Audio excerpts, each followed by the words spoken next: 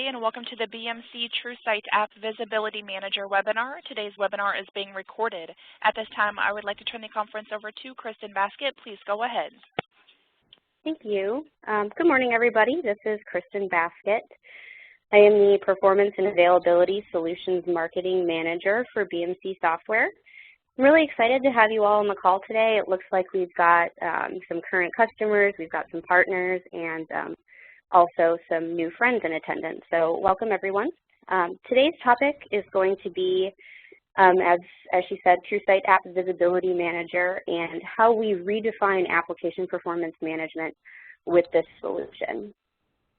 As we know, IT is driven by the expectations of the user, and the user experience is the end result, the culmination of everything that IT does to support the business. Satisfying the end user is becoming more difficult each day. The mobile revolution has led users to expect an instant, intuitive, integrated experience.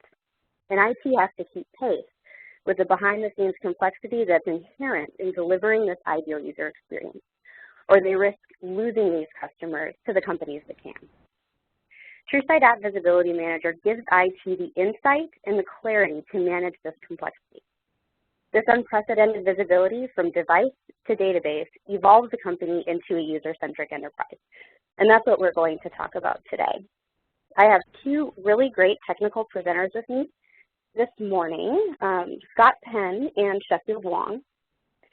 Scott has been a pre- and post-sales engineer working in the performance monitoring space for over 25 years. He's worked on web performance, wireless communications, load balancing, and cloud computing for large and small companies, including 3Com, Intel, iPivot, and Laurel.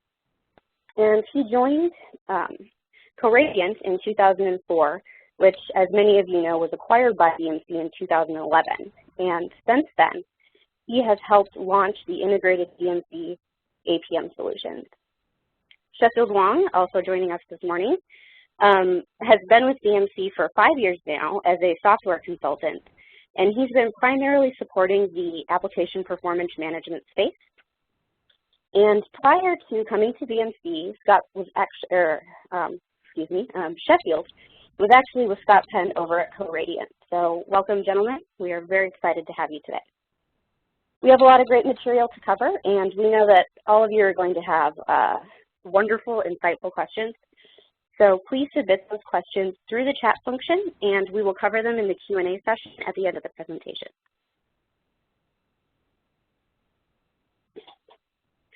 I'd like to start this conversation by exploring how the user experience is evolving.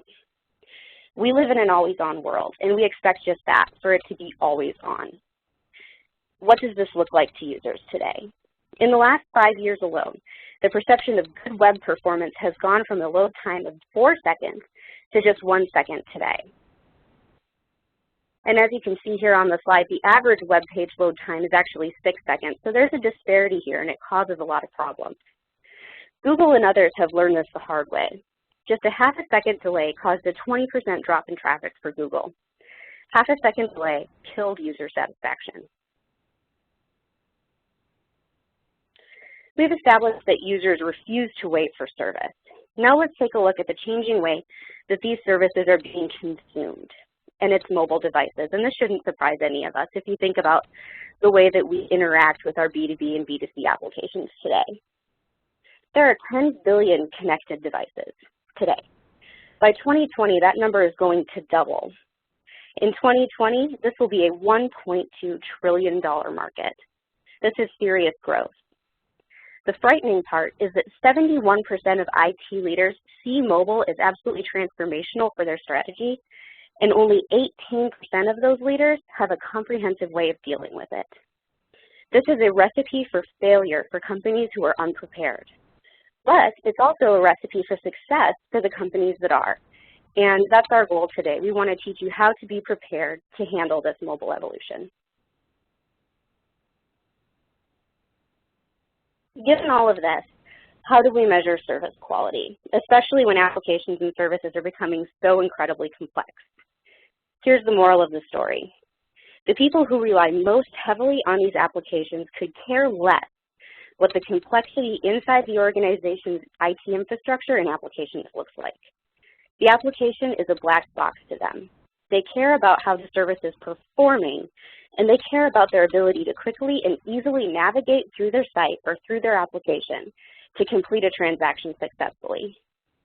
And they want this request or transaction to work every single time. We've all experienced that any performance issue can cause you to abandon your transaction and go to a competitor, and this is the kind of thing that we want to stop. So what key value metrics can we use to measure the quality of our applications and services? There are 3 here that I want you to take away. The first is it available? Do you measure application availability for every single user? Do you know which users are experiencing issues? Second, does it do what it's supposed to do?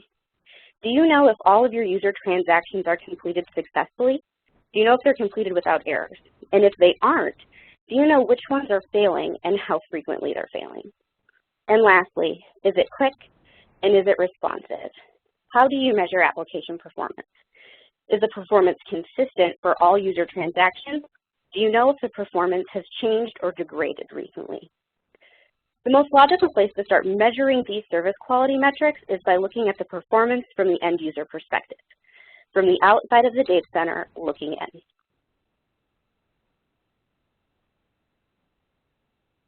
We know that these problems exist, and we know how to measure service quality.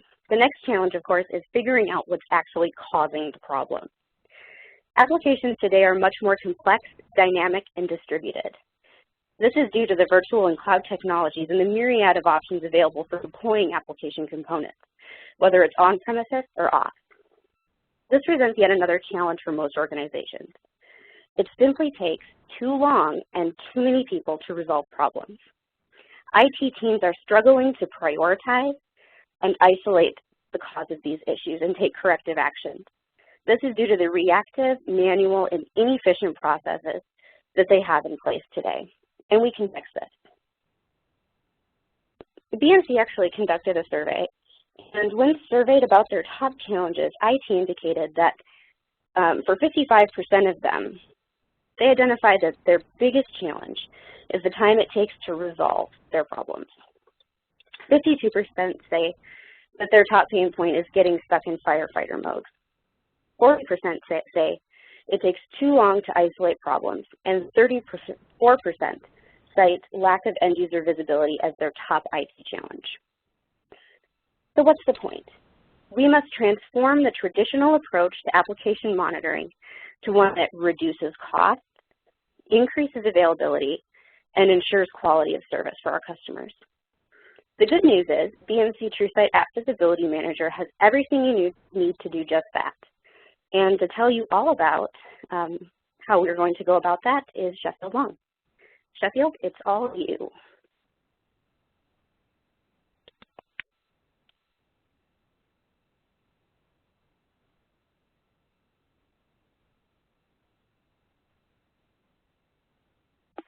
Sheffield, you may be muted on your end.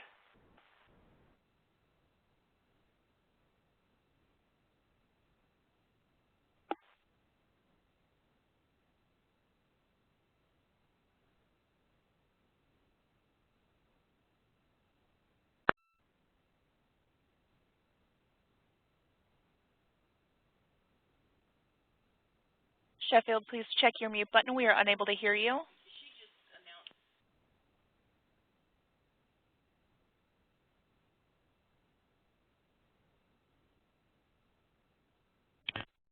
Sure, if you go ahead and pass me control, that'd be fine. There you go, Scott. You have the presenter role. Great, thank you very much. Well, BMC has introduced application performance management to help to monitor and to resolve some of these issues that we've talked about here. Specifically, looking at the end user's transactions to find out what's going on the wire, to find out what users are doing, what problems they're having.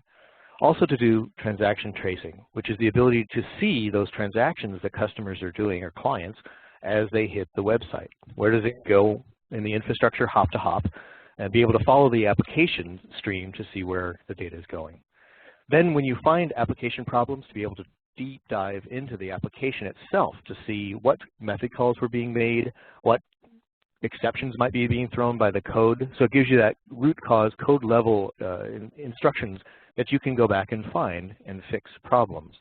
And finally, the application infrastructure, being able to correlate those issues that you're seeing and you're finding to memory consumption, to garbage collection, to CPU utilization, and to be able to help to find and fix the problems that are happening on the wire. So along with this ability through the application performance monitoring stream to dig deep and to see all of these transactions, we're also able to collaborate and share this information throughout the organization. So we can see information that's happening not only from your own applications, but maybe cloud services that you're hosting or sending out to third-party cloud providers like Amazon, for example. You might be also pulling in third-party data from, let's say, transactions that are happening like Visa card or something like that. So not everything is being hosted necessarily on your own premise. So you're able to go and pull that data in and see where are people going from my applications and where are problems happening. And I mentioned the network and physical infrastructure that you can also tie into this and do the analysis to find out the relation of what's going on. And finally, going through and looking at the application deep dive and middleware as well. If you're doing any MQ or if you're doing any transactions off to the database, we can track that information as well and see what parameters are being passed back and forth, what the queuing mechanisms are, the timeouts that are happening, so to help resolve issues that are occurring on the back end as well, all the way to the mainframe. We can also actually trace data all the way back to your AS400s or any mainframe that you might happen to have. With this information, then we're able to produce service level information that you can realize what your real application transactions are doing, how long it takes, and where the problems are residing, which ultimately gives you the ability to drill down and find and fix problems, giving you mean time to recovery or repair benefits, being able to drill down without changing your code. So this technology is either with an agent or agentless, allowing you to passively monitor your data, or you can actively monitor it by putting an agent down there. Some applications that may require that to have some deeper dive analysis. But it ultimately gives you that quick time information, real time, what's going on, who's on, what problems are they having, and able to distribute this throughout the infrastructure that you have.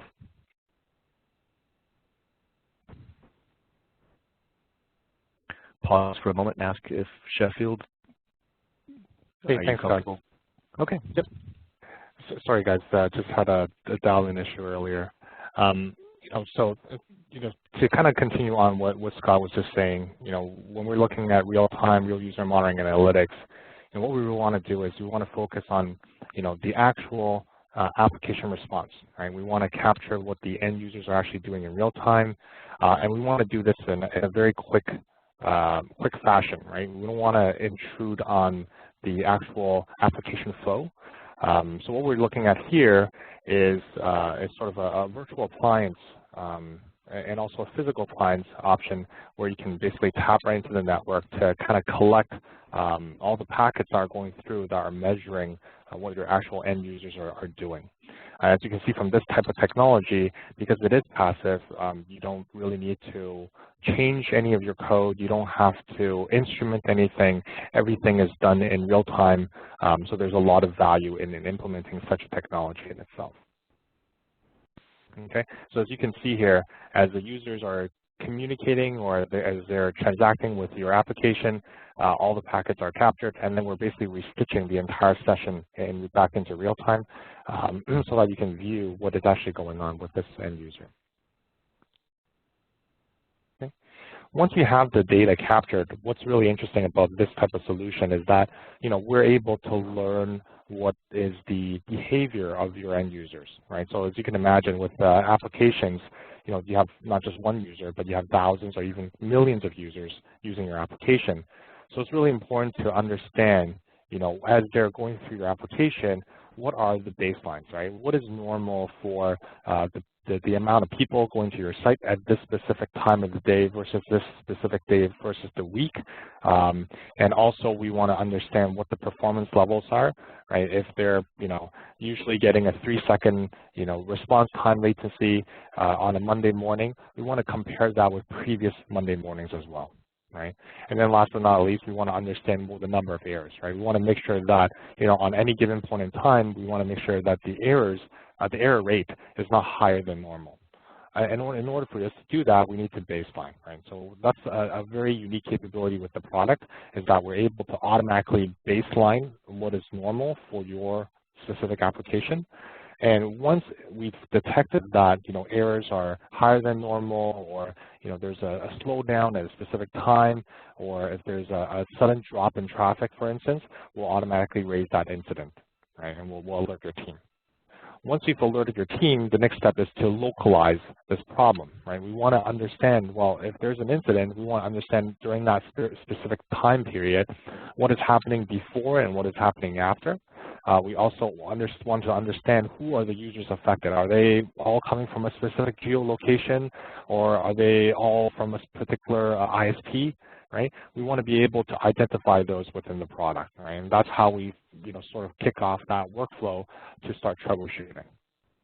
Okay. Once we get down to, a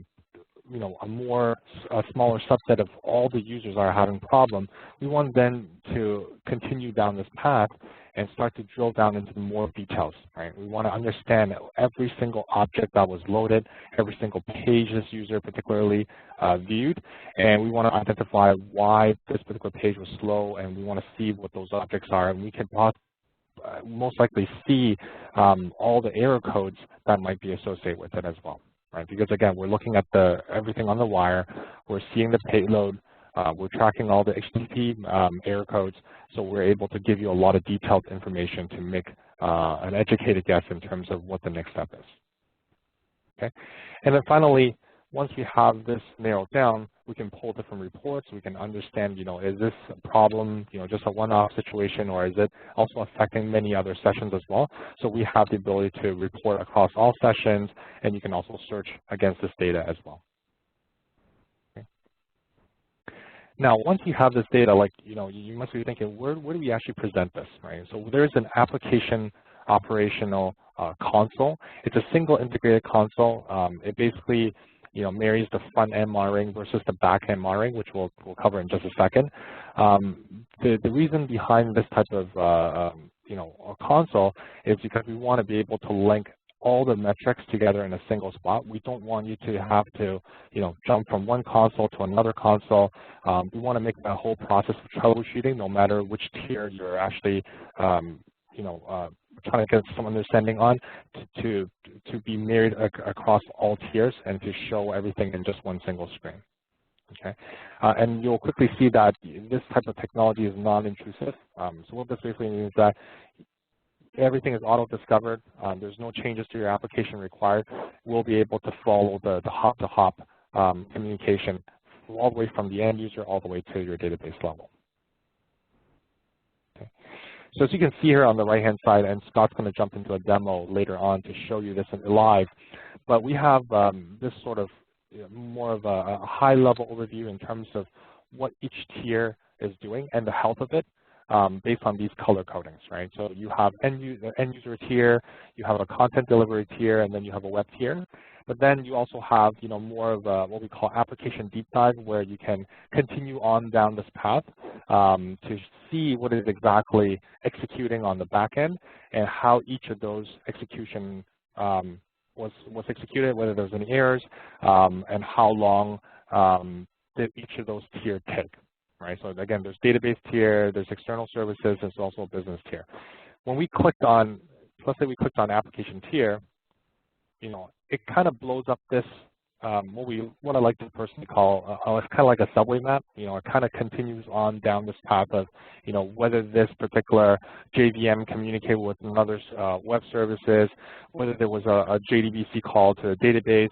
We can measure all of this because there's an agent running on these particular JVMs on the back end, right? And this map is all discovered because we can see all the communication going out and also coming in through those agents into your JVM so that we can tag all the transactions and measure how long each of those transactions took. Okay, so it's a very easy way for you to understand all the performance issues, all the performance timings from a backend perspective just by installing this very lightweight agent. Okay. Now we've talked a little bit about the first step, which is gaining visibility. The analogy has always been, we've detected that the smoke alarm is going off. We've detected there's smoke, right? Because we're seeing end users having slow response for these couple of applications or these couple pages or these couple of functions. Now the next step is to figure out, well, why was there fire to begin with, right? To cause that smoke, right? The next step is to try to find the probable root cause. And the reason why that's important is because the faster you find the problem, faster you can start thinking about how we're going to be able to fix that problem. Now, in order to do this, I used to be in IT as well. You need to have a lot of data, but not just a lot of data, but it has to be structured in such a way where it kind of takes me through a specific workflow, right? The product has to guide me through steps to utilize this data properly so that I can, at the end of the day, still have to apply my own experience and intelligence to figure out, okay, this is what the root cause is, right?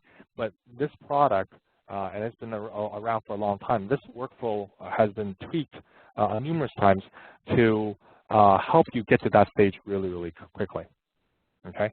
As you can see from the screen, one of the dashboards that's going to show you is a quick drill down from what the end users are doing down to, what specific transactions they were executed from the back end, and be able to understand things like, what kind of browsers they were using, what kind of ISPs they were using, which country, which city they're, navigating your application from, what was the, what are the network related information associated with that transaction.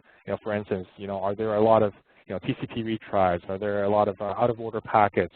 We can judge based on those metrics the health of the network, and then we can also follow through all the different hop-to-hop performance down that stream from this particular user. So we can see things like, was there a lot of time spent on host latency, or is there a lot of time spent on SSL decryption, right? So we can see a lot of these different breakdowns of the metrics right from the GUI, so that you can kind of make your decision in terms of where the problem was for this particular slowdown. If it was an error, then obviously we want to see, well, what is the error, right? What pages were these errors generated from? And then we can start running analysis to see, well, if this one guy's having a problem, are there millions of other people having the same error, right? We can start thinking about that and doing analysis and querying the database for the information so that we can make a quick resolution. Okay. Now, the other thing that's really important to note is that most application, it's not simply just a web application connected to like a .NET or a Java-based application. A lot of times it involves business transactions, right? So what we're really talking about here are related mostly to like middleware type of applications. In the last couple of years, I've worked with a lot of customers. A lot of times they have not just the end user problem that they can't monitor, or the .NET or Java, but what they're really having problems with is the middle stuff, right? What we're really talking about is being able to do transaction tracing down to a very, very detailed level so that we can pinpoint performance problems at the middleware tier, right? We can monitor service level agreements using this type of technology, and we can also understand business impact, right? Because we're watching every single transaction going through these components, right?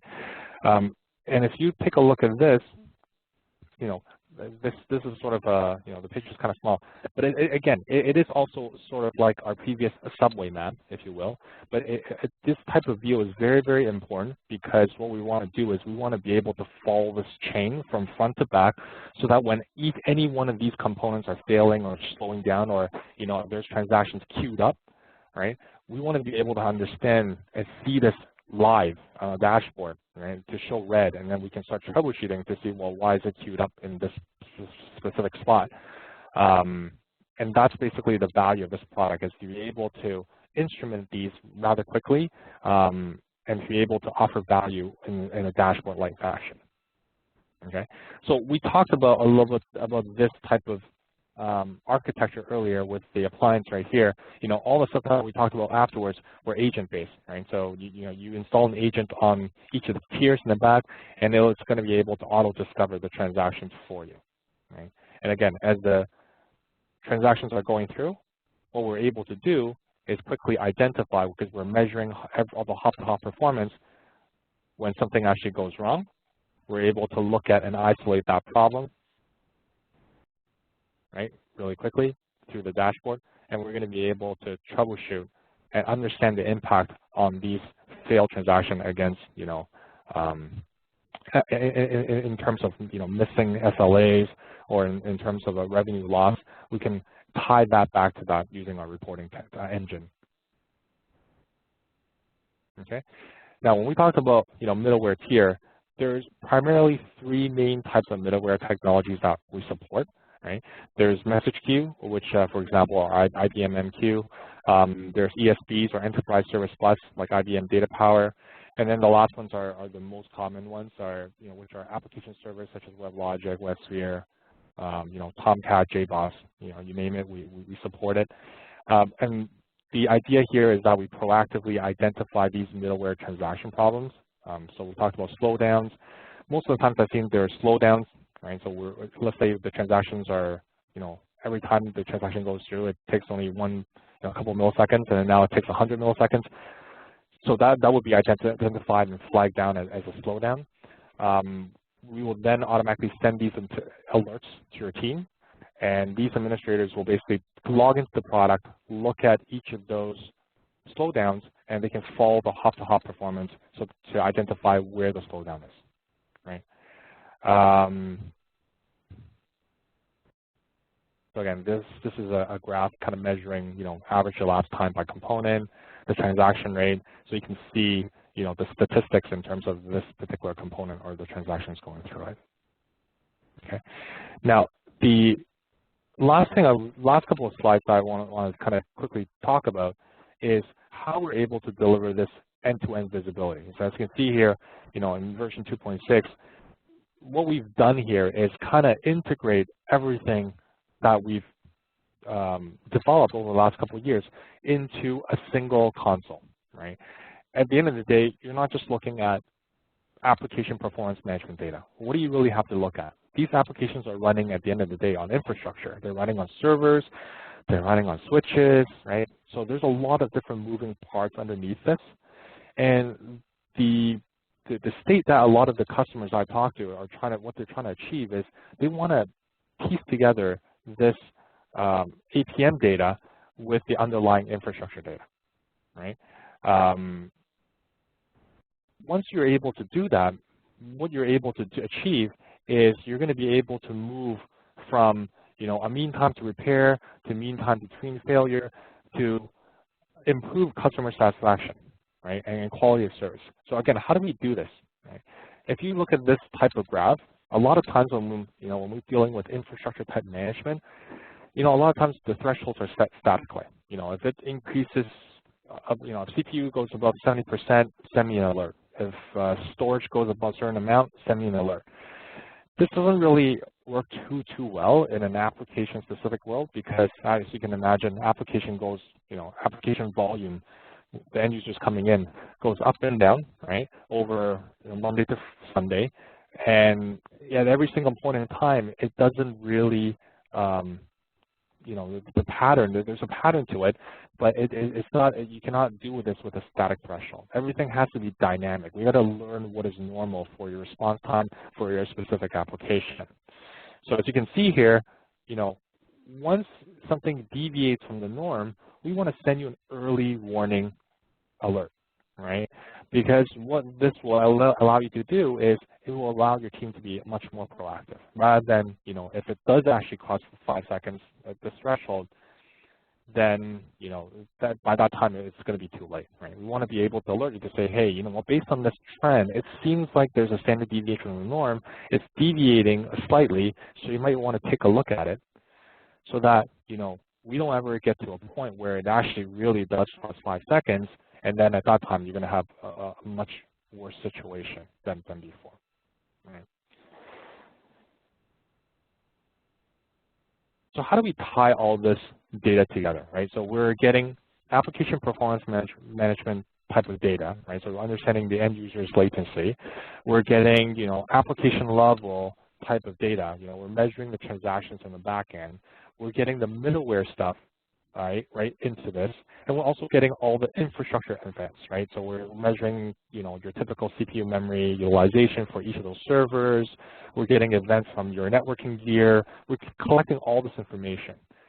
This is really what the sort of the secret sauce of our solution is, right? It's to be able to take all this data and kind of combine them all together with the behavioral learning, with the statistical correlation, categorization, and scoring. So scoring basically means that we're putting a probability rating in terms of when there's an incident, what is the probable root cause of where along the entire path is the cause of this problem that raised this incident. And this will give you the real-time proactive root cause capability. Right. So this is the only way to really get to troubleshooting a lot quicker. It's, again, what I mentioned earlier, not only having a lot of data, but the relevant data at the right time, all in a single spot with the workflow so that I can, kind of apply my own intelligence to make sure that, when I do find what the probable root cause is, it is actually the probable root cause and not something else, right? How often have you tried to troubleshoot something only to realize that, the cause that you thought was, causing the incident is not really the case, right? It's totally something else. Right? So we talked about these different components, right? So we have the platform management. We talked about, the APM stuff, right? We also talked about middleware management. How does it all integrate? This is sort of the last slide that, I want to share with you, is that everything is integrated into one single spot. And as you can see here, this is sort of our main platform management, and it integrates all the events, all the data into one single spot so that you can see everything in this particular view. And then Scott's going to show you this in just a second. Okay. And with that, I'm going to pass it over to Scott to kind of show you a live demo of what we just discussed. Great, thank you very much, Sheffield. There are some questions coming in to the chat window. Thank you very much. Keep them coming. Perhaps if Sheffield, you could take a look at some of those. Wasn't able to get to all of them, but let me. Hopefully, you can hear me okay. Yeah, you sound great, Scott. Thank you very much. All right. Let me share my desktop here, and I'll take you over and show you a little bit more about the product and interact with it. So as Sheffield was mentioning, right, we have a single console, and this console can be driven from a tablet or a desktop. It's HTML, so it's interactive, and it's something that anybody can access, which makes it extremely good to collaborate across the organization. So if you're in IT and you have a bunch of customers within your organization that need to get to this information, they can quickly and easily access it. They may not even need credentials. You might be able just to export the specific dashboard that you want to them with a token. We have a mechanism by which you can export something to them and say, here, look at this information and see what you can find. So the dashboards are interactive. You can also create and prevent people from interacting with them, so you can just look at them. So if you have a group of people that you just want to share that information with, you can do that as well. And what you're looking at here, just to give you sort of an overview of some of the dashboards that we're providing to you, is a global view of your customers coming into your application. The intent of this APM solution, again, is to monitor the data center. It's typically a hosted environment. So if you're running an application locally on a specific device, like an iPhone app, for example, that's not something that we're going to monitor unless it comes back to the data center. So this technology is looking at the wire that comes into the data center and the servers that are serving up the content. So it has to come back for us to actually see this. I might also mention to you that we can instrument, as was asked on the call, we can instrument JavaScript automatically so that the browsers also will give us data back. And that gives us a view into the performance at the browser level. So while they're loading a page, or if there's some ActiveX scripting going on at the browser level, or if there's some other protocols like Silverlight, we can actually see what's going on at the browser level and time those interactions. And what we're doing is providing you these different tiers. So what you're looking at here is a model of a breakdown of the different tiers that we're looking at. Some of these are agentless and some of them are agent-based, and I'll go through them as we talk here. So the user tier on the left-hand side that you see is actually the browser signals that are coming back, so we can see the interactions from them. And again, these are interactive as well, so I can go down and see if there are any pages that are having specific issues, and I can look at the timings from customers that are having specific issues, and I can actually drill down from here to the customers as well. So I can do some fault diagnostics right here from the top. The web tier is, again, happening at the data center itself. This is looking at the data that's coming across the wire to the data center, and I'm able to look at all of the individual VIPs or servers and transactions that are happening to them. Again, interactive as well. If I drill down here, I can see not only the transactions that are occurring, but I can also look at the server metrics as well. So as I scroll down here, you'll see there are things like database calls that are happening, or garbage collection, heap size, memory. These are statistics that I can correlate to problematic issues that are happening. When a problem occurs, I can go down and look to see what the heap size was at that time. Continuing on, I have the application tier. This is an agent base that's sitting at the Java or .NET layer, and it's looking at transactions that are happening through the method calls. So if I click on the interaction, what you'll see are the method calls that are happening, and also the transactions that are going on through the back end, such as memory, CPU utilization, etc. And these are live. You just see that the app tier cleared itself up there. I also have a business tier, database tier, and some external services that we can instrument as well. These are all done again by this agent, and this is more of a classification, application versus business tier. These are ways that you can classify your data to different customers that you might have. The database tier itself, though, are calls that are being made to the back end through JDBC or ODBC or any calls through Java or .NET. And I collect the parameters, also collect the timings as well. Now note, there is no instrumentation done at the database tier. All this is done with an agent that's loaded at the application tier. Just real quick, I'll highlight another application that we have, which is relatively problematic.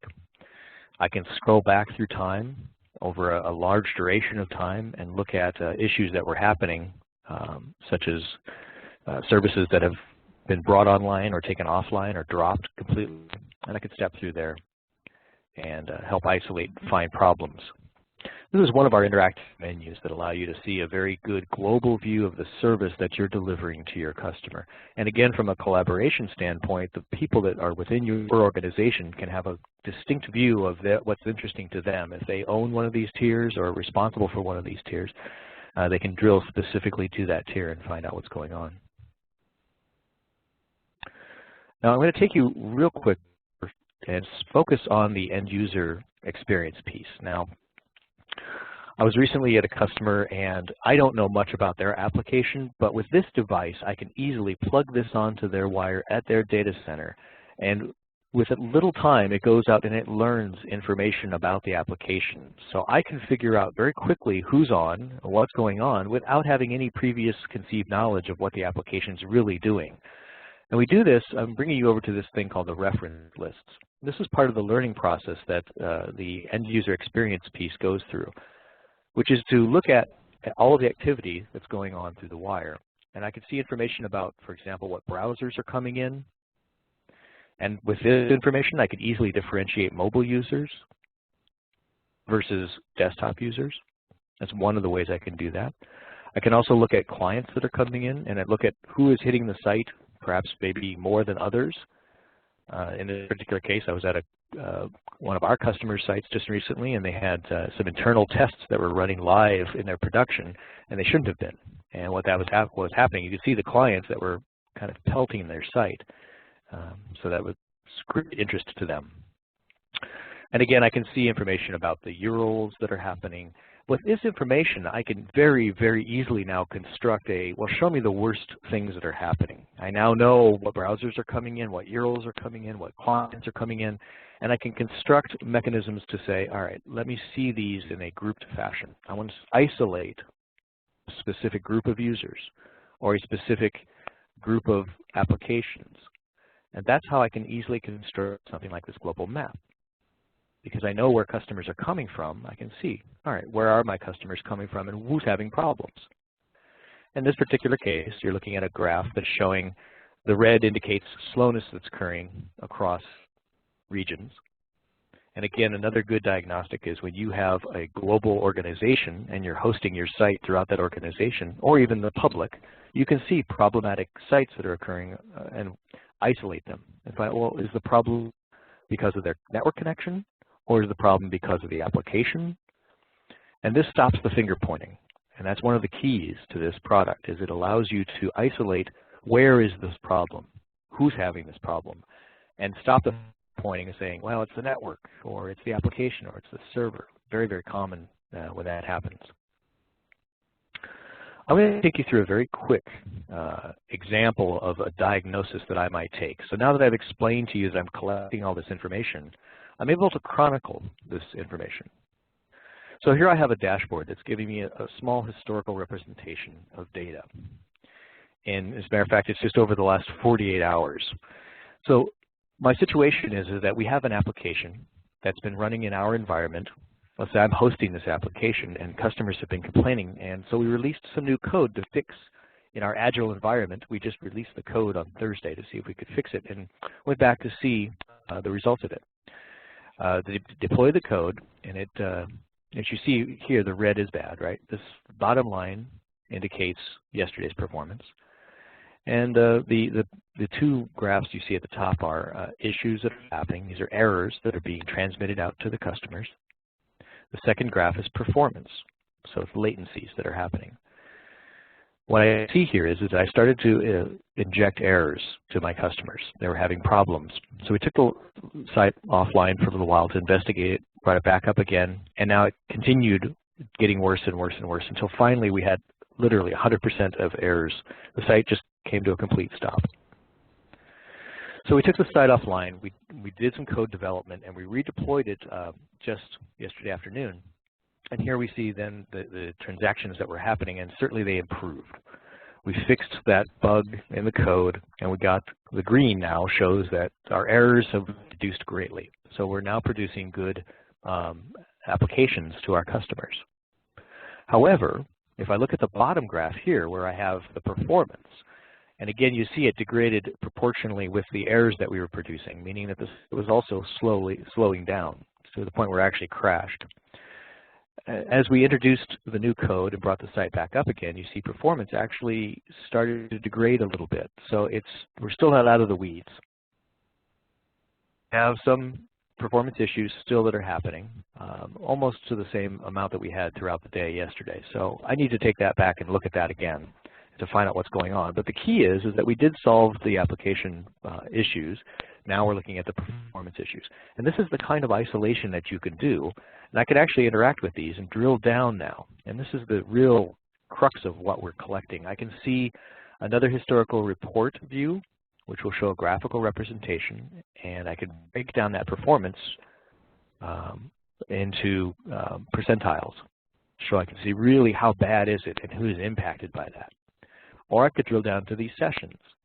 I'm capturing all the data all the time.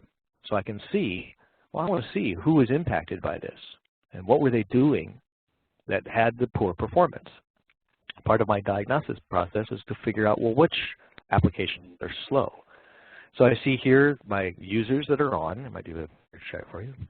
I see information here. What I've done is drill down into the users' sessions, and I can actually see what they were doing on the site. I have tagged specific problems that the product has found for me, and I can isolate those down to categories of where they reside. Is it a network problem? Did the client have an issue? Was the server at fault? Or was the application faulty? Was the content missing? Or was it like a 404 error? And this custom field.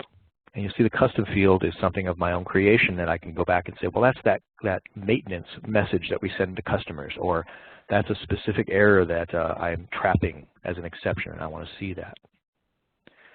Drilling down just from that point, I want to see, well, who is this user? And I have information here that shows, this is a deep dive transaction that I'm looking at here. Again, information about who they are, where they're physically located. I see information about their browser type and their server type. I see information about how long they were on. And this red dial indicates to me that it is slow. So I'm definitely seeing slowness occur. From here, this is the transactions that they were doing at the time. And again, I'm trapping these all the time, 7/24. I can always go back in time and look at the transactions that were going on. So I don't have to have somebody go back and recreate these for me in a lab environment or real time on the site. I can just go back into the memory and say, well, how long has this been going on? What happened? Drilling down further, I find a specific page that this customer was on. And I find that they had slowness. The custom error is an exception that was thrown on this latent connection. So this is the end user's experience. I can see from the moment they came on to the moment they left, where did they go, what did they do. And I can also drill down into the code level from that point and see, well, what code were they accessing at the time. So this will give me a hop-by-hop view on the back end. Now I'm moving away from the web server and I'm going into the application now. And I can see they went from their IE Explorer, as you see this is drawing on the screen, to my web server, to my application server. I have a JBoss server on the back end, and finally to the database. And the red indicates that there were some problems with latency or errors. And I can see right away there's an exception thrown, as I showed you before. So I drill down to the code level. I'm able to actually bring up that exception. And now I can actually see what was the exception thrown. Okay. As you could imagine, this is actually extremely helpful now. So I can see how often does this occur? Who else is having this particular problem? I can be alerted when this occurs by either an email or some other method that I want to be alerted when this is happening. And so I can now tag this and find out when it happened. And I can actually export this as well. So I can send this off to my development team. And they will go back and be able to research it. So this is a dump that I'm sending back to my development team. And now I can move on and go back to my graphs. And after they improve the performance, I can go back and look at it and track it and see how it's going from there. So that is an end-to-end view, all the way from when a user came in down to the database tier that we showed. They had an exception thrown and gone back again. And I can now trace all that information and see what's going on, and have the product do it for me automatically as well. Now I can go back and say, well, let's go find that in the future and tell me when these problems are occurring and notify me what's going on. All right, with that, I believe that our time is now coming down to the last few minutes, and I'd like to go ahead and return back to the questions that people might be having on the chat window. So if we could open it up, please. Sure. So it actually looks like you guys did a pretty good job of answering the questions as they came in. There's one that's outstanding at the moment, and that question is, I have a question regarding the collected data. Is the data always aggregated, or is it also possible to access real data for a certain time, e.g. a certain specific transaction? If I could answer that, actually, since I've got the wire.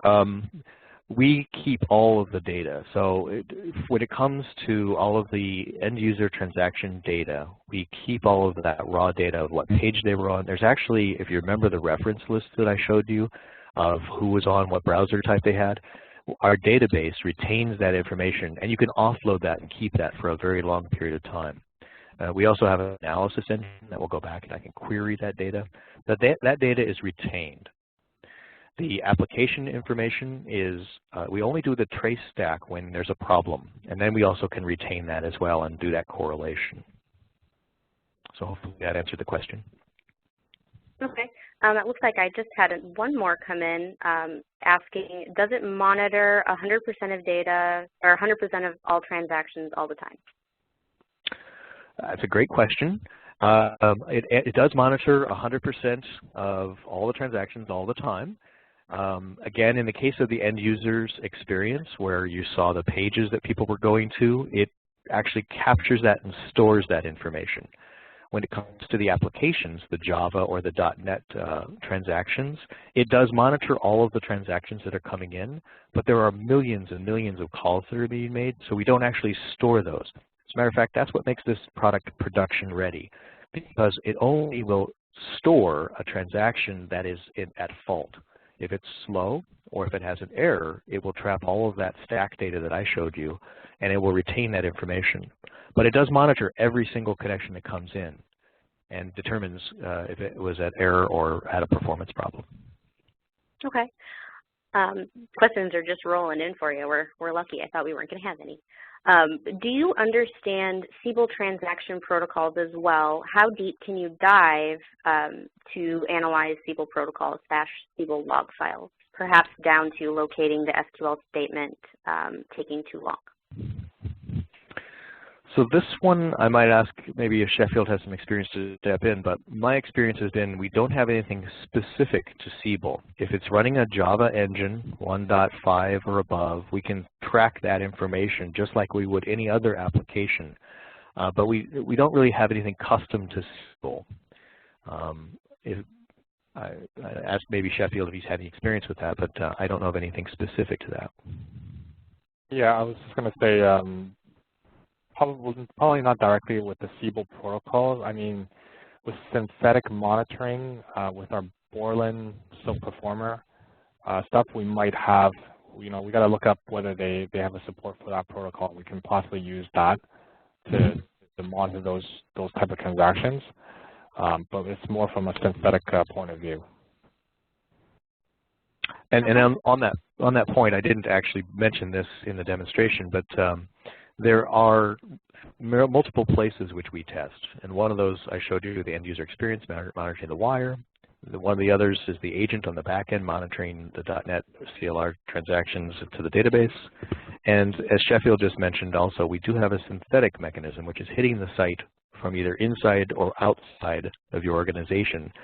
And that is a script that you can record and play back against the site. And it supports multiple protocols above and beyond HTTP. So that would be one place, as Sheffield mentioned, that we could look at to see, Sealed, Citrix, SAP, any client that is non-HTTP specific, we can actually script that out to hit the site. Okay. And then just to sum up, there were quite a few questions that came in during the presentation that were answered regarding JavaScript injection. Maybe if we wanted to go into a little bit deeper discussion over what we do there. There seem to be a lot of questions. So. Sure.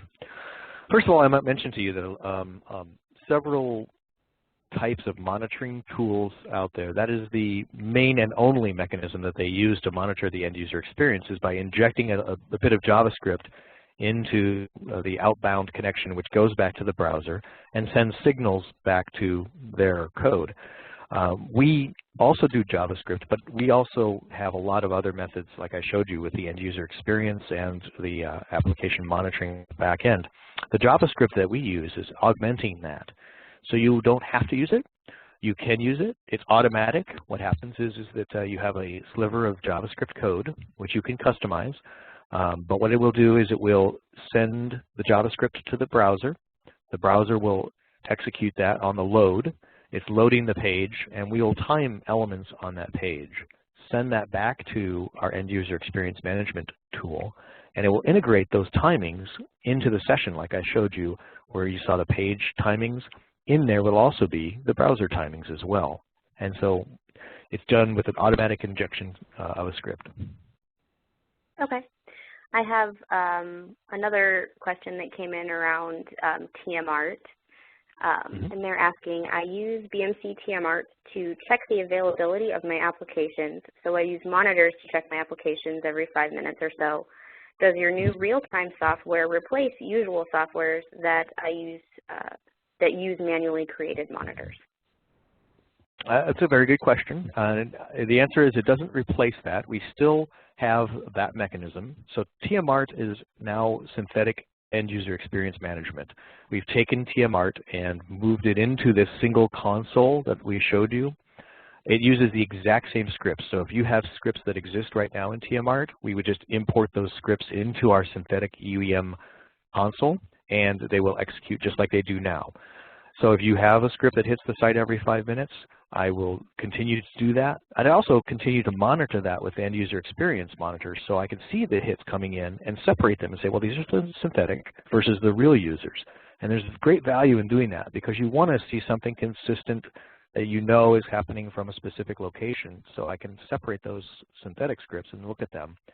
But you also want to see real users that are doing things like, purchasing things or committing things that you wouldn't do normally with a script.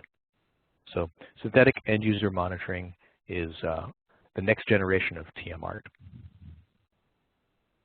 Okay, I think that we have answered all of the questions in our chat window. So just want to take this opportunity to thank everyone for coming to the webinar. We really appreciate you taking time, and this is something that we are very excited about at BMC. So if you think of any questions later on, please feel free to reach out to us. We are more than happy to take care of you guys. So thank you for coming. This concludes today's conference. Thank you for your participation.